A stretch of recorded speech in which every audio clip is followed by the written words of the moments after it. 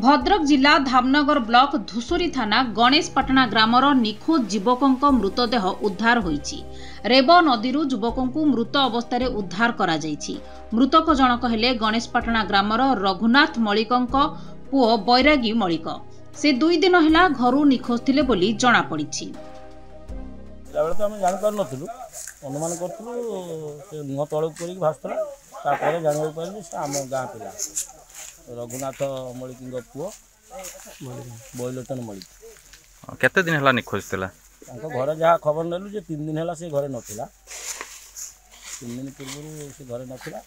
3 दिन पर आज देखा पाइल सकाल समय रेब पोल पाखे डेड बॉडीटा भासी। मिलिथिबा प्राथमिक सूचना मुताबक कासिमपुर पंचायत गणेशपाटना ग्रामर रघुनाथ मलिक पुओ बैरागी मलिक गत 2 दिन हेब निखोज थिले। तेबे आज सकाळु शासन ग्राम निकट रेब नदी रे एक मृतदेह भासुथिबार स्थानीय लोके देखिथिले। परे मृतदेहटी बैरागींकर बोली जना पड़िथिला। ए नै स्थानीय लोके तांको परिवार और धुसुरी थाना पुलिस को खबर देइथिले।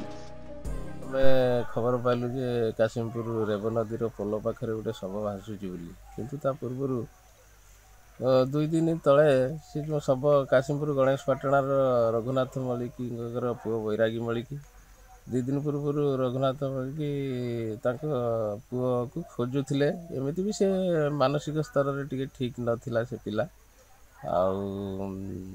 ता स्त्री भी बाहर गोटे छुआ को लेकिन काम करुची। पुलिस घटनास्थल रे पहुंची मृतदेह को पानी रू उद्धार करी व्यवच्छेद पई पठाई देछि।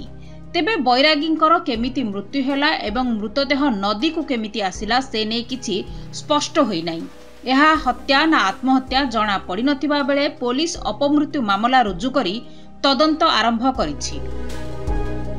भद्रकरू जगन्नाथ बेहेरांको रिपोर्ट, खबर ओडिशा।